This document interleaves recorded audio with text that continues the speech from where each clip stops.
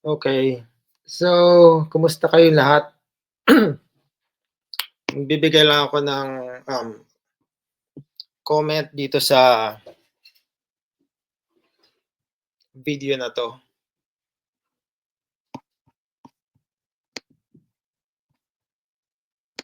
Yung Future. picture, of course gusto ko yun. Mm. Pero sa nakikita ko hindi eh. Why? Like, I mean, karamihan kasi mga pinagdaanan ko 'di ba, sabihin na nating sama na natin 'tong part na naggaganito ako. Tanggap ko na ano ba 'to, mahirap siyang tanggapin True. for a guy True. na nagganyan yung ano mo, yung girlfriend mo or yung kung True. magiging asawa mo 'di ba, mahirap. True. So para sa'kin, tinanggap ko na. Okay. Una pa lang. Na hindi ka na mag-aasawa? Na gano'n, oo. Parang okey na nga ako sa mga apo at anak ko, eh, mga pamangkin ko, eh, mga pinsan. So, puwedeng gano'n na lang? Oo, So, actually, that's oo. sad.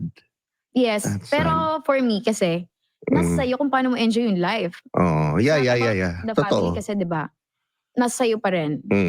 Totoo naman 'yun. Yes. Totoo naman 'yun. So, sabi mo yung qualities na 'yun. Yeah, totoo 'yun, na depends up to you kung how you will enjoy your life. Pero 'pag tumanda ka na, especially when you are 40, you're gonna start feeling lonely. Iba talaga ng may pamilya ka at ikaw lang mag-isa. Now, kahit marami ka pang kaibigan, kahit marami ka pang pinsan, kahit marami ka pang malaki pa yung pamilya mo. Kasi yung pamilya mo, like each one of them, yung mga cousin mo, yung mga lahat yun, they're gonna have their own family. Especially lalo na 'pag lahat sila may pamilya, ikaw wala. Lahat sila may anak, ikaw wala.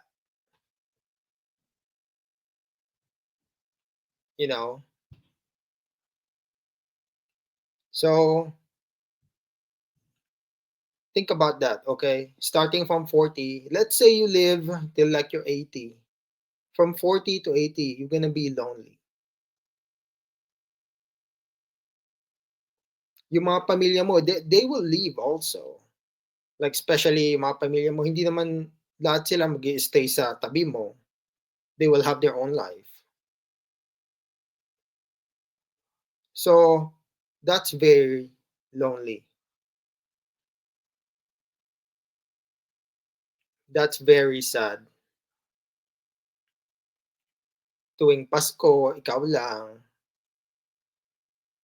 Or 'pag nakikita mo yung mga pamilya mo, may mga pamilya din sila, ikaw lang, ikaw mag-isa. Iba kasi ang ano, eh, iba ang when you are married.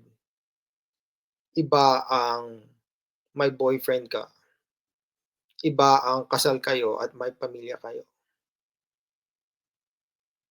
And doon sa trabaho mo, there's always a chance na magkaroon ka ng lalaki na mamahalin ka kahit na ganyan ang trabaho mo. Pero the chance is low. Kasi ito ang problema, eh. Yung trabaho mo, hindi yan ng maayos na trabaho, eh. Hindi yan katulad ng isang babaeng accountant, isang babaeng nasa hospitality, isang babaeng chef na nagtatrabaho ng maayos, eh. Yung trabaho mo kasi, yung ginagawa mo borderline prostitution na, eh. Hmm. May content ka online and men are buying that.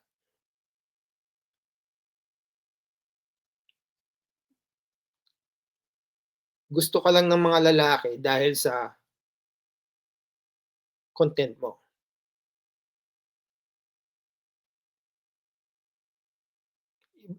yeah, that is very bad.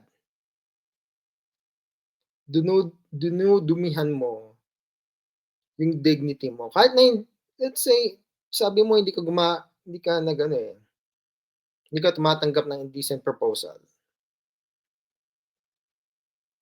Pero yung trabaho mo mismo, hindi siya malinis eh.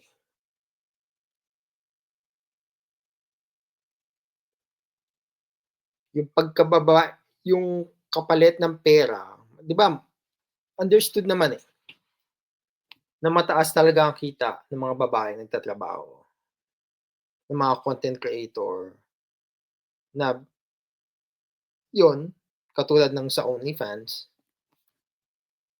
dito nga, dumadami na sila eh. Ang content creator na sumasali sa OnlyFans, dumadami sila ng dumadami. Pero, be careful. Kasi sinisira nyo yung dignity ninyo, yung puso ninyo, sinisira nyo.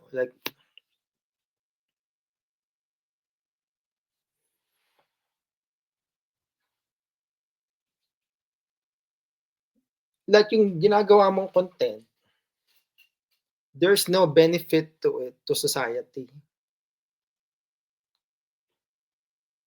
Yung ginagawa mong content is just to satisfy the sexual fantasy ng mga lalaki.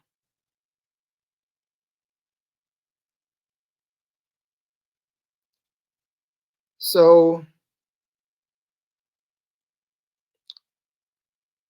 pag nagkapamilya ka pa, anong sasabihin sa'yo ng mga anak mo? Kaya lang sa'yo gusto kasi bata ka pa. And ganyan nga ang mga lalaki. That is our weakness as men.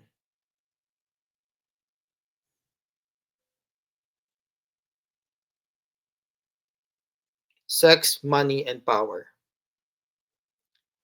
Those are the three things why people kill. Tandaan nyo yan ha. Sex, money, and power.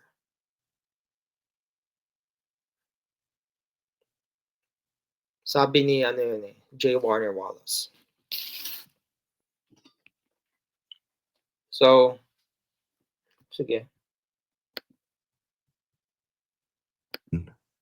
Sinagot mo na eh. So alam mo rin sa sarili mong hindi ka rin makakabingwit ng high value na lalaki. Yun. That's sad. Pero, may chance, pero sabi ko nga, maliit ang chance. Kasi a high value man will choose a high value woman. Hindi yung mga ganitong trabaho.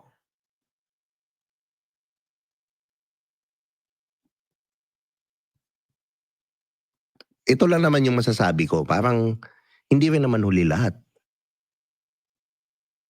What if recording high-quality content, editing like a pro, and streaming like a star was as simple? Sorry ah. Tama. Hindi naman huli Kaya lahat. Kaya nga dapat there's a means to an end dyan sa ginagawa mo na tipong you make your money and then you build a business or you build something and then you don't have to do it anymore. Hindi yung katulad ng iba na nakikita. Pero saan ba galing yung pera na yan? You make a business, pero saan ang galing yung pera? Where did the money come from? Do you sell your soul to make that kind of money?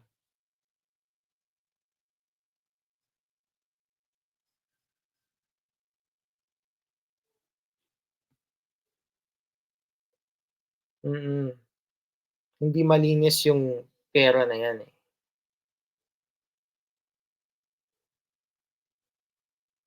Tapos ganito siya ka-broken eh. Kung iisipin nyo. Meron siyang meron tinanong sa kanya dito eh. Yung about sa love.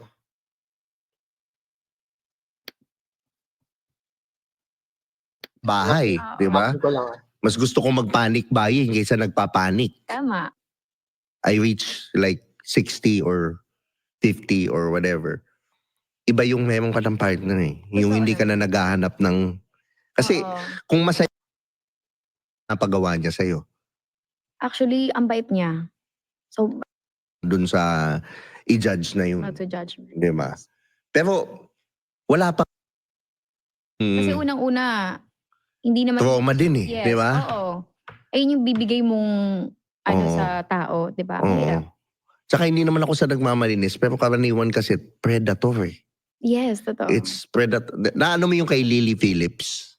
Narinig mo yung kay Lily Phillips? Yung 900 or 100 na lalaki sa isa Yes, in oo, one day Yes. na ano niya. O degradation yun kay Lily Phillips. Degradation yun sa kanya. Sobrang dumi ng babae na yan. Basura talaga. Basura si Lily Phillips. Na ako para sa akin, kung ikaw lalaki ka, pumila ka dun. Hindi naman ako nagmamalinis, maloko Yes. din ako, pero hindi ako pipila dun. Pumila ka dun, parang Hindi sa nagmamalinis. Totoo naman. Totoo naman na basura ang content ni Lily Phillips. Nang minamalinis, basura ang content. It doesn't help society. Anong contribution nun sa society? Anong positive contribution nun? Wala eh. Hindi siya nagmamalinis, basura ang content. Tapos sasabihin niya pa to, hindi ko ginajudge. Everybody judge. Pero, tama ba yung judgment mo? Totoo ba yung judgment mo? And how are you judging? considered predator ka na rin eh. Inabuso mo din yung tao. Parang Yes, ganun. oo, tama naman. Di ba? So parang it's, para sa akin, yun ang ano. At again, buhay nila yan. Tama. Di ba? I'm too busy living my own life Tama. para dun sa i-judge na yun. Not to judge me. Di ba? You know, I hear this from everybody. Sabi ko nga sa inyo, lahat ng tao are judgmental. Okay? The living judge. You make judgment all the time. Kahit na yung kinakain mo, ginajudge mo. Kahit na yung sarili mo, ginajudge mo. Pero tama ba yung judgment mo? Totoo ba yung pag-judge mo? And how are you judging?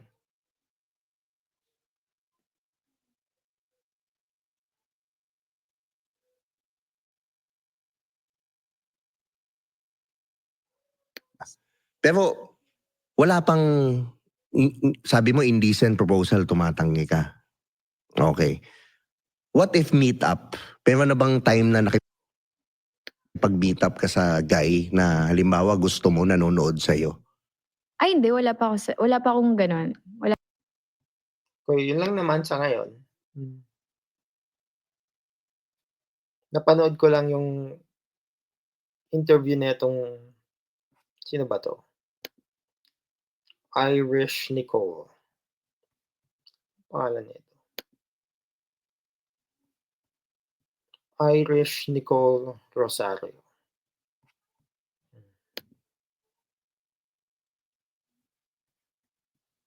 Okay. So, yun lang naman sa ngayon. I'll try to create more content in the coming days if I'm not too busy. So, you guys have a good day and peace out.